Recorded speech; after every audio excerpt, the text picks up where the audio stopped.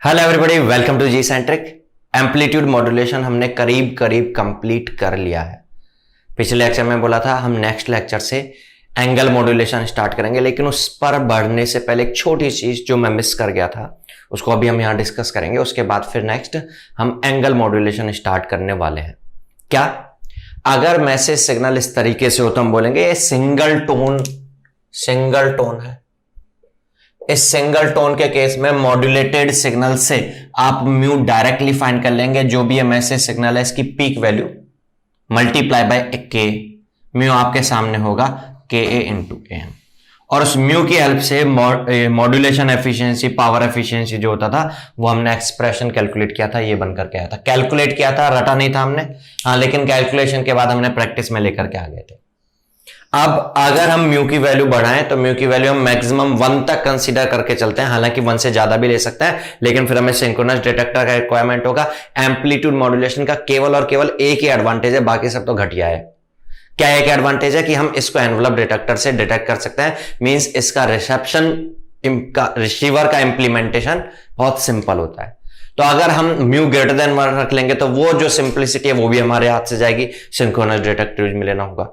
तो जब भी एएम की बात है तो हम बाय डिफॉल्ट ये कंसीडर करेंगे कि हम एनवलप डिटेक्टर से इसको डिटेक्ट कर लें, इसलिए म्यू की वैल्यू मैक्सिमम 1 कंसीडर कर रहे हैं। और म्यू इक्वल टू 1 के केस में नीटा की जो मैक्सिमम वैल्यू है वो 33.33% ये होती है। अब कई बार क्वेश्चन पूछ लिया जाता है कि एनवलप डिटेक्टर से अगर हम डिटेक्ट कर रहे हैं या ना भी बोले एम्पलीट्यूड मॉड्यूलेशन कर रहे हैं हम, तो मैक्सिमम एफिशिएंसी कितनी होगी। तो आप म्यू के इक्वल टू 1 के हिसाब से कह देंगे 33.33%, ऐसा कमेंट कर देंगे। लेकिन क्वेश्चन के ऑप्शंस में ये एक ऑप्शन नजर आ रहा होगा, आप इसको टिक कर देंगे और आपके मार्क्स नेगेटिव हो जाएंगे। क्यों?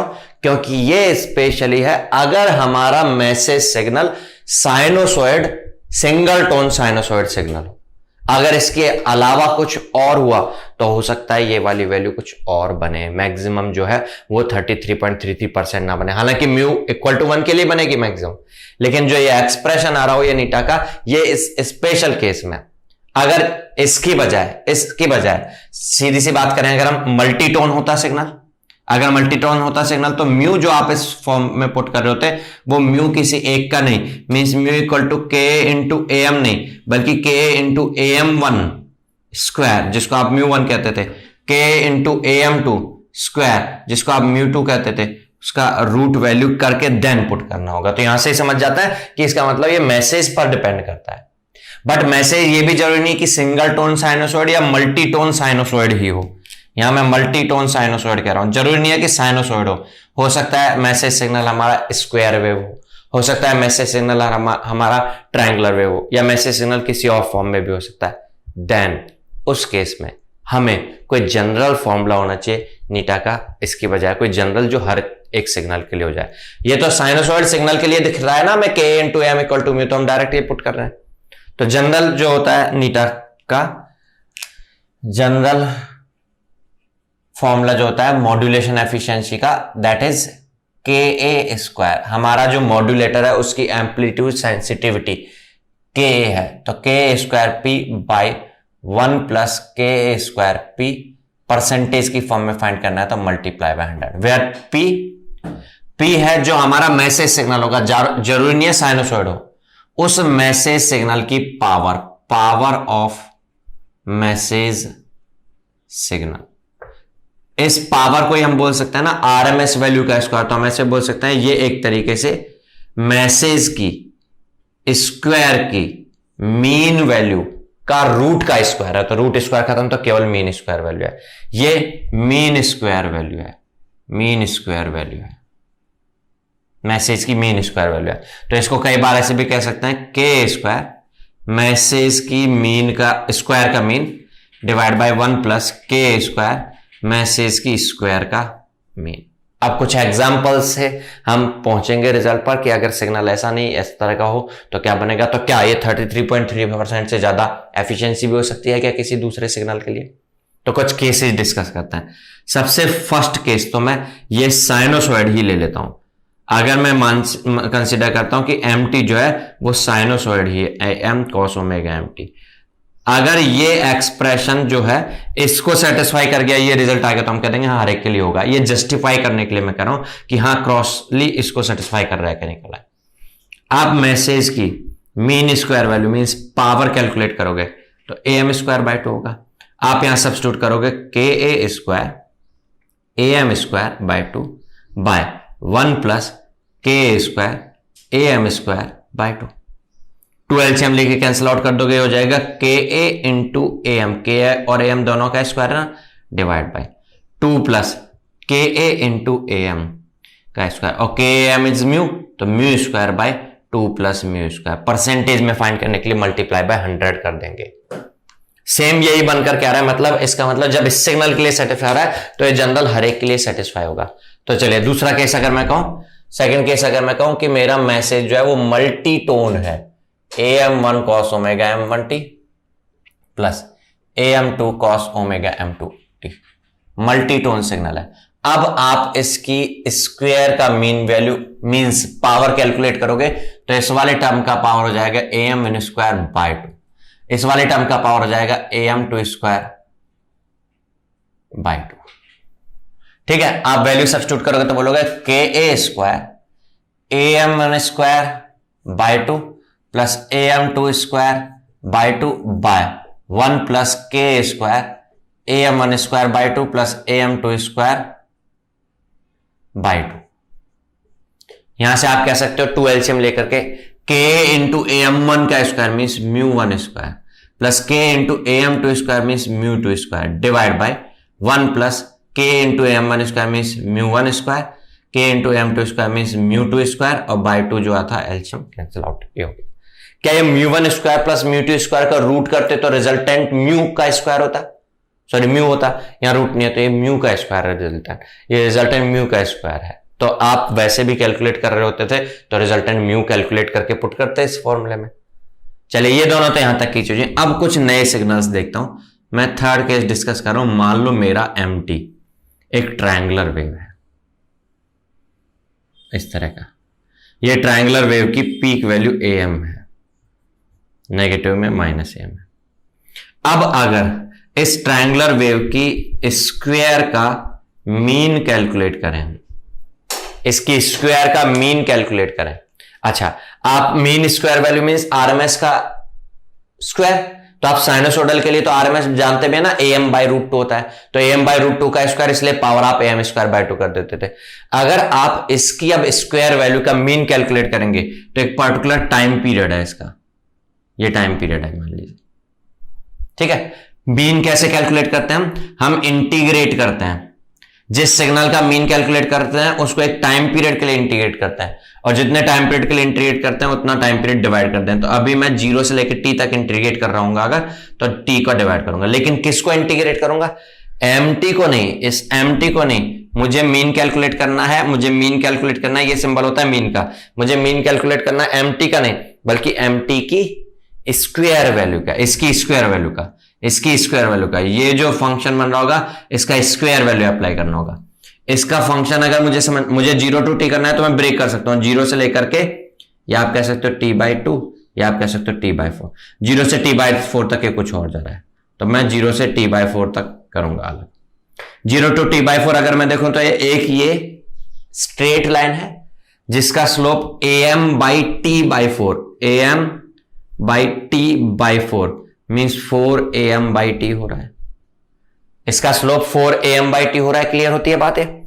इसका स्लोप 4am/t है, टाइम का फंक्शन है, तो आप कह सकते हो 4am/t ऑफ t।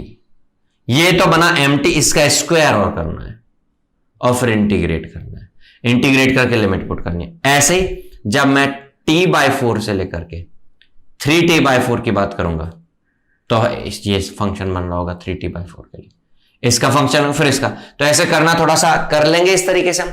लेकिन आपको याद आ रहा होगा कि जो ट्रायंगुलर वेव होती है इसकी आरएमएस वैल्यू जो होती है, याद आ रही है, आरएमएस वैल्यू जो होती है वो am means peak value by root 2 तो होती थी आपके स्क्वायर वेव के लिए, इसके लिए बाय रूट 3 होती है, याद आ रही होगी ना, बाय रूट 3 होती है। आप इस तरह से सॉल्व करेंगे भी तो आरएमएस वैल्यू तो बनेगी am बाय रूट 3, लेकिन हम आरएमएस वैल्यू का स्क्वायर कैलकुलेट कर रहे हैं तो am स्क्वायर बाय 3 बन जाएगा, तो ये am स्क्वायर बाई 3 बन जाएगा। अब ये am स्क्वायर बाई 3 हम इस जनरल फॉर्म में पुट कर सकते हैं।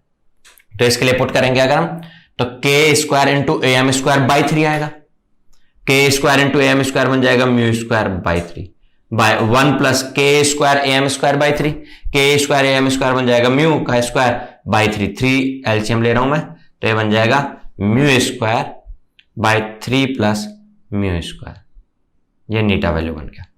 अब अगर म्यू की वैल्यू 1 होगी तो नीटा का वैल्यू मैक्सिमम होगा। तो आप नीटा का मैक्सिमम वैल्यू कैलकुलेट करना चाहते हो तो 1 के लिए कैलकुलेट कर लोगे 1/4। परसेंटेज में अगर कहोगे नीटा की परसेंटेज मैक्सिमम तो 25%। तो यहां हमने देखा जो हमने 33.3%, ये 33.3% जो वैल्यू याद रखी थी वो स्पेशली इस केस में कि हमारा सिग्नल साइनोसॉइड सिग्नल है। अगर हमारा सिग्नल साइनोसॉइड नहीं हुआ, ये ट्रायंगल वेव हुआ, फिर भी हमने ऑप्शंस में 33.3% देख करके आंसर टिक कर दिया तो नेगेटिव मार्क्स मिल जाएंगे। ट्रायंगल के लिए ये परसेंटेज नीटा मैक्सिमम जो होता है वो 25% होता है। ट्रायंगल के लिए 25% होता है, ये माइंड में रखना है। अब एक और वेव देख लेते हैं हम, ये समझ लिया था हमने, यहीं पर एक और वेव समझना, फिर फाइनल कंक्लूजन पर पहुंचेंगे। अगर हमारी मैसेज सिग्नल जो है वो ना ट्रायंगल वेव है ना साइनोसॉइड है, बल्कि वो वेव इस तरीके की है, स्क्वायर वेव है, इस तरह की स्क्वायर वेव है। स्क्वायर वेव का अगर स्क्वायर वैल्यू कैलकुलेट करूं मैं, फिर उसका मीन कैलकुलेट करने बैठूंगा, मुझे फॉर्मूले में पुट करना है ना इसमें। तो देखिएगा इसका स्क्वायर करूंगा अगर मैं, तो जो पॉजिटिव है उस पॉजिटिव का स्क्वायर तो am स्क्वायर वैल्यू पर पहुंचेगा। यहां पर जो नेगेटिव वैल्यू बन रही थी उसका भी स्क्वायर करेंगे तो नेगेटिव वैल्यू भी उतनी है, सेम वही आ जाएगा। और फिर पॉजिटिव अगला तो पॉजिटिव, फिर वापस से am स्क्वायर बनना है। तो आप कह सकते हो इसकी हर जगह पर अगर इसकी स्क्वायर वैल्यू कैलकुलेट करेंगे तो am स्क्वायर बनने वाली है। तो मीन वैल्यू भी am स्क्वायर बनेगी। मीन कब चेंज होती है? जब हमारा सिग्नल कम ज्यादा हो रहा होता है तो एवरेज कुछ बनता है, तो इसका मीन वैल्यू am स्क्वायर बनेगा। इसका मीन वैल्यू am स्क्वायर बनेगा तो इसका एफिशिएंसी जो बनेगा k square into am square means mu square bye 1 plus k square into am square means 1 plus mu square, इतना बनेगा। और नीटा की अगर मैक्सिमम वैल्यू देखें तो म्यू की वैल्यू 1 के हिसाब से 1/2, परसेंटेज में बोलोगे तो 100 से मल्टीप्लाई करके 50%। इस केस में 50% बन रही है, इस केस में नीटा 50% बन रही है, मींस टोटल ट्रांसमिटेड पावर में से साइड बैंड्स में 50% पावर होगी, इंफॉर्मेटिव पावर 50% होगी। अब ध्यान से समझिएगा, कोई भी सिग्नल हो किसी भी तरीके का, अगर स्क्वायर वेव है तब आप कह सकते हो कि हाँ ये वाली वैल्यू भी इतनी बन रही है तो एवरेज सेम बनेगी। इससे कोई चीज जितना कभी नहीं आ रहा उससे ज्यादा एवरेज तो बन नहीं सकता उसका, इससे ज्यादा तो एवरेज बन नहीं सकता इसका, क्योंकि नेगेटिव वाला भी पॉजिटिव बन गया है और सेम बना है तो एवरेज सेम बन रहा है। अब कोई और किसी शेप का सिग्नल हुआ, कभी किसी और शेप का सिग्नल हुआ, चाहे कोई सा भी हो, तो जितनी मैक्सिमम वैल्यू आ रही है उससे कम ही बनेगा एवरेज। ये स्क्वायर ही है जिसमें जितनी मैक्सिमम वैल्यू बन रही है उतने ही एवरेज बन जा रहा है, मतलब एवरेज उतने का स्क्वायर बन जा रहा है। स्क्वायर का एवरेज कैलकुलेट करना है मतलब उतने का। यहां पे इस वैल्यू का स्क्वायर कभी एवरेज नहीं बन सकता, क्योंकि कभी कभी कहीं पर बल्कि और भी कम हो रहा है। तो आप कह सकते हो मैक्स टू मैक्स जो m स्क्वायर टी है वो इसी केस में बन सकता है स्क्वायर में, इसलिए मैक्स टू मैक्स नीटा इसी केस में बन करके आ सकता है। तो आपसे क्वेश्चन में पूछा जाएगा कि भाई ये ऐसे साइनोसॉइडल वेव है, अगर हम एम्पलीट्यूड मॉड्यूलेशन कर रहे हैं तो मैक्सिमम परसेंटेज एफिशिएंसी कितनी हो सकती है, मैक्सिमम एफिशिएंसी कितनी हो सकती है, तो नॉर्मल वैल्यू में बोलेंगे 1/3, परसेंटेज बोलेंगे 33.33%। लेकिन बोले नहीं ट्रायंगुलर वेव है तो क्या होगी, तो आप बोलोगे 25%। लेकिन नहीं बोले स्क्वायर वेव तो आप क्या बोलोगे 50%। लेकिन कुछ भी नहीं बोले कि मैक्सिमम एफिशिएंसी कितनी होगी एम्पलीट्यूड मॉड्यूलेशन की, तो क्या बोलोगे आप, कुछ नहीं बोले, मतलब मैक्सिमम पूछा। और मैक्सिमम मैंने बताया किस में होगा, स्क्वायर में होगा मैक्सिमम। क्यों होगा स्क्वायर में मैक्सिमम, क्योंकि स्क्वायर के केस में नेगेटिव वाली वैल्यू का भी स्क्वायर होकर पॉजिटिव उतना ही आ रहा है और उतनी ही वैल्यू है।